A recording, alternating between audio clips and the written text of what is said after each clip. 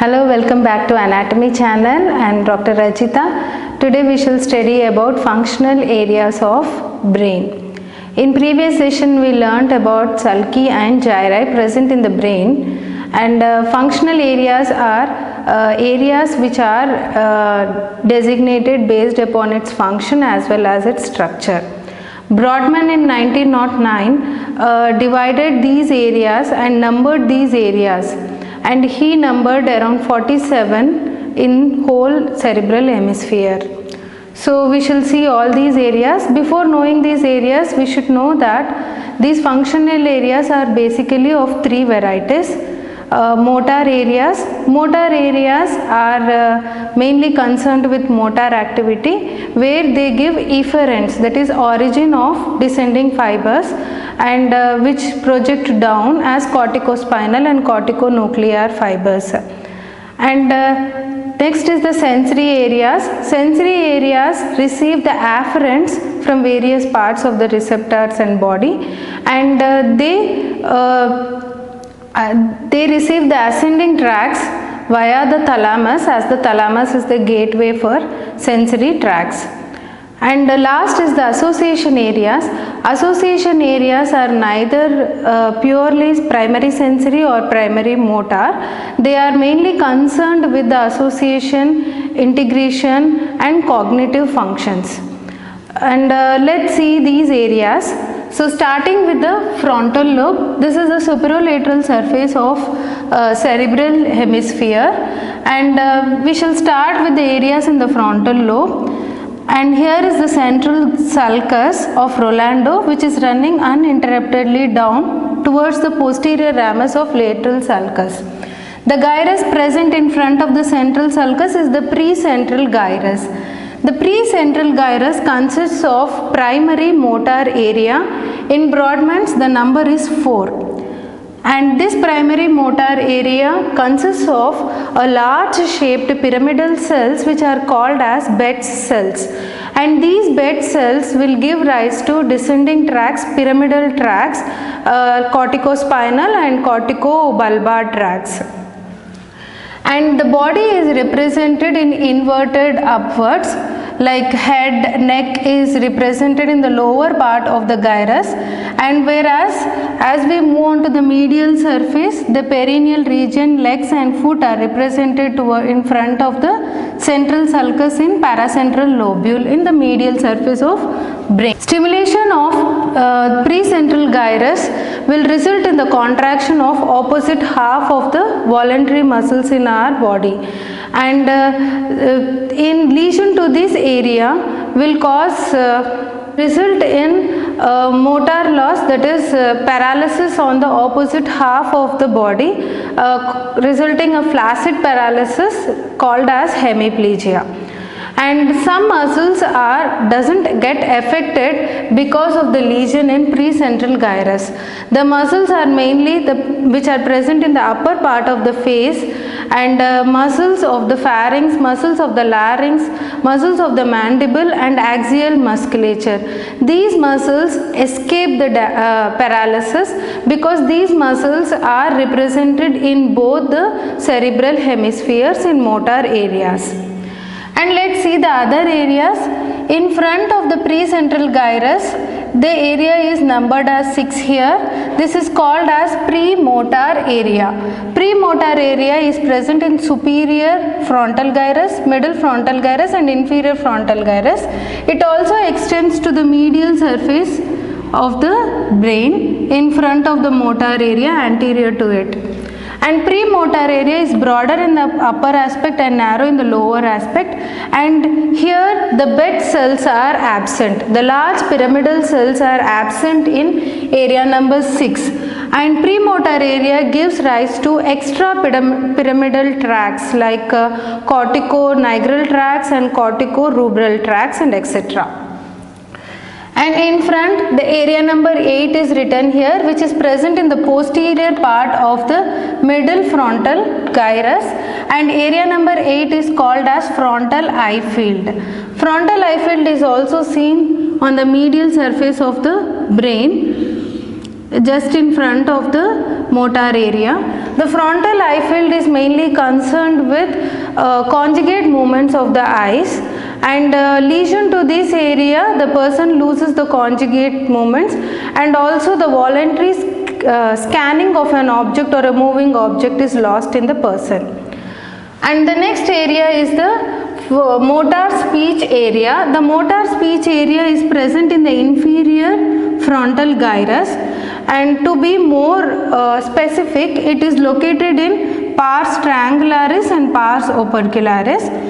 The numbers given for the motor speech area, which is also called as Broca's area, are 44 and 45. And motor speech area is concerned with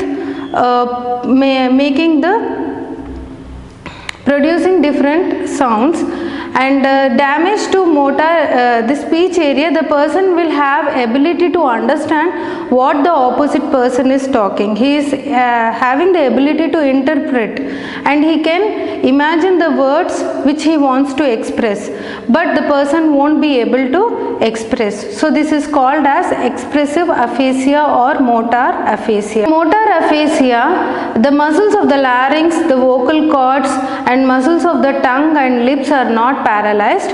Only the cortical motor area is having the lesion, and the rest of the area in the frontal lobe is called as prefrontal area. The prefrontal area is concerned with the seat of intelligence, and it is more evolved in humans, and it is mainly controlling our social behavior and judgment and initiative thinking, abstract thinking, and even the depth of the emotions. All these are under the control of prefrontal area.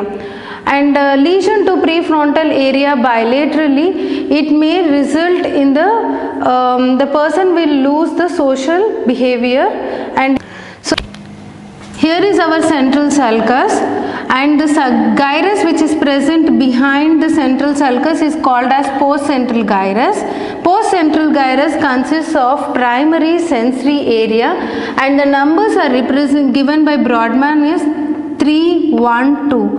And primary sensory area, here also the body is represented inverted down, just like the motor area, where the head, tongue and thumbs are represented in the lower part, and perineal muscles, feet and the legs are represented in the medial surface upper part of the sensory area. And primary sensory area receives the afferents from thalamus, especially from ventral posterior medial and ventral posterior lateral nucleus of thalamus. And lesion to this area, the person will lose the exteroception and proprioceptive senses on opposite half of the body. And next we shall see about here 5 and 7 are there, which are present in the superior parietal lobule, and 5 and 7 are sensory association areas, and sensory association areas are mainly concerned with sterignosis. Sterignosis means the person will be able to find the shape, texture and the size of an object without seeing the object. By just touching the object. So this kind of sense is called as sterignosis, which is perceived by 5th and 7th areas. And here the rest of the parietal lobe, here we can see 39 and 40 present on the posterior end of the posterior ramus of the lateral sulcus and superior temporal sulcus. Around these the gyri are called as angular gyrus and supramarginal gyrus. And these two gyri, along with the posterior part of the superior temporal gyrus, are concerned with sensory speech area, which is also called as Wernicke's area. And the person here will be able to make sounds and be able to talk, but he cannot interpret what the opposite person is talking. He will talk, but it is non-comprehensive, meaningless talk.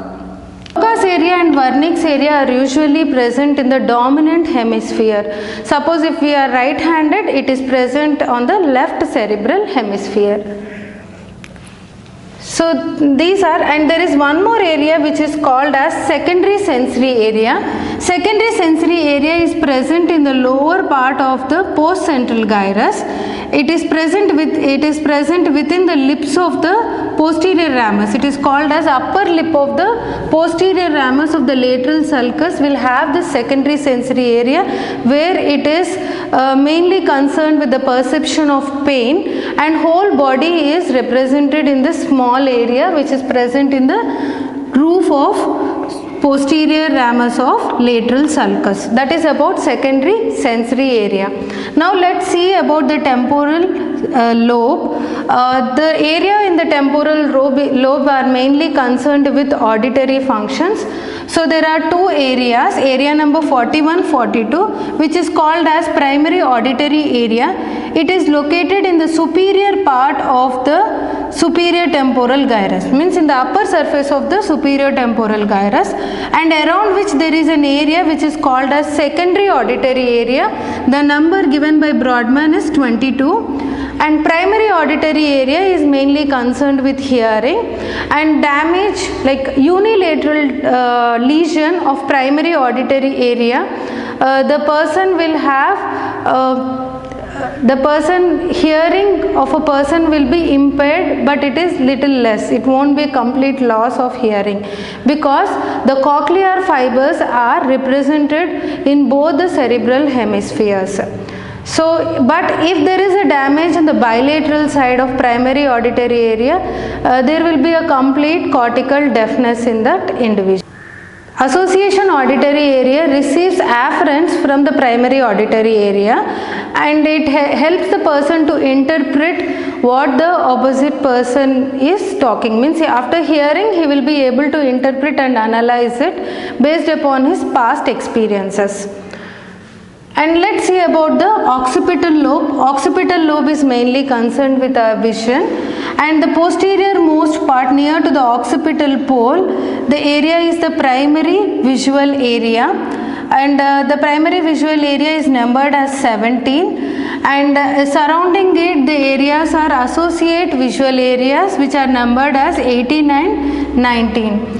And our primary visual area receives the afferents from the lateral geniculate body, whereas associate visual area receives the afferents from the primary visual area. And associate visual areas are concerned with the interpretation of the visual images based upon the past experience. And visual areas are also present, seen on the medial surface of the brain, where the primary is taking up a smaller area, the rest of the part is occupied by association areas. Then let's see about parahippocampal gyrus is present here, which continues as uncus, which is like a folded gray cortex forming the bone near to the cerebral peduncle, and uncus consists of olfactory area number 28. So uncus is concerned with the smell sensation. Along with the uncus, even the part of parahippocampal gyrus also take part in the formation of olfactory area. And as we are seeing, most of the brain is formed by associate areas. So 75% of the brain is formed by the association areas, and rest of the 25% of the cerebral cortex is formed by the primary sensory and primary motor areas. Let us understand cerebrum with some important spotters, starting with the central sulcus. Here the probed groove, the spotter number 1 is the central sulcus, and the front above is the frontal pole and down is the occipital pole, and central sulcus is located the midpoint 1 centimeter behind the midpoint between the frontal and the occipital pole, and the fissure what we are seeing is the median longitudinal fissure separating the two right and left hemispheres. And central sulcus is a kind of limiting sulcus because it separates anteriorly the primary motor area, posterior to it is the primary sensory area. Here the superior surface of brain The frontal pole is located downwards here. The occipital pole is superior above the occipital pole. 2 is the pinned gyrus, which is the precentral gyrus present in front of the central sulcus. Precentral gyrus is the primary motor area, area number 4 in Brodmann's classification, and lesion to primary motor area results in flaccid paralysis of opposite half of the body, which is called as hemiplegia. And pinned spotter, the 3 is the post-central gyrus. The post-central gyrus is the primary sensory area, area number 312. Lesion to primary sensory area lead to loss of exteroception, that is loss of pain, touch and temperature sense, and loss of proprioception of opposite half of the body. This is the superolateral surface of brain. The frontal pole is here and occipital pole, and we can see the part of cerebellum. And 1 is the central sulcus, and 2 is the precentral gyrus, and 3 is the postcentral gyrus. Coming to the fourth spotter, the pinned area is the inferior frontal gyrus. Inferior frontal gyrus consists of motor speech area, which are particularly located in pars triangularis and pars opercularis of inferior frontal gyrus, and Broca's area is numbered as 44 and 45, which is the motor speech area. Lesion to this Broca's area results in expressive aphasia or motor aphasia. Spotter number 5. The pinned gyrus is the superior temporal gyrus. Superior temporal gyrus is related to primary and secondary auditory areas.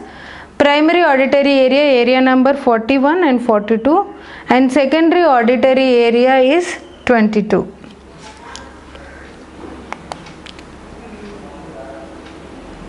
This is the posterior part of the cerebrum, showing the posterior occipital pole and cerebellum. In front is the brainstem here. So the pinned pole is the occipital pole, and the area related to occipital pole is the visual area. Primary visual area number is 17, and associate visual areas, area number 89, 19. So we shall revise 4, 5, 6 spotters again.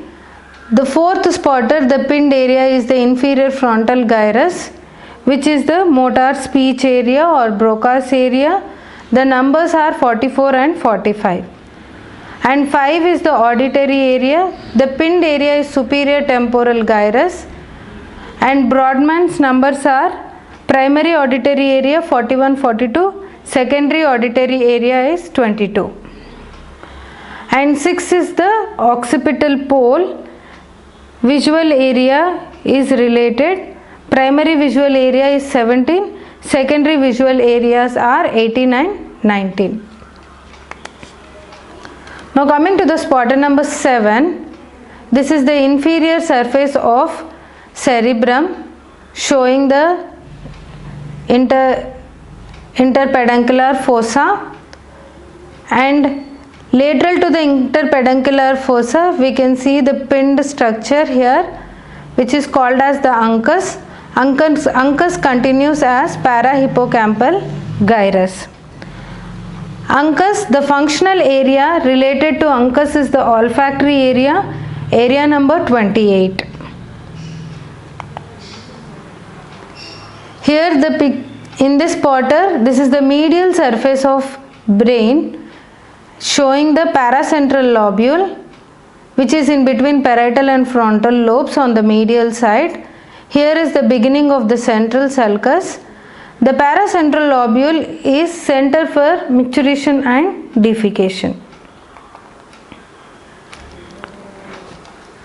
This is our last spotter, showing the vernix area and Broca's area. Here we can see the vernix area. Vernix area is located in the posterior part of the superior temporal gyrus and angular gyrus and supramarginal gyrus. All these areas together called as Wernicke's area or sensory speech area. The Brodmann numbers are 39 and 40, and lesion to Wernicke's area results in receptive sensory aphasia.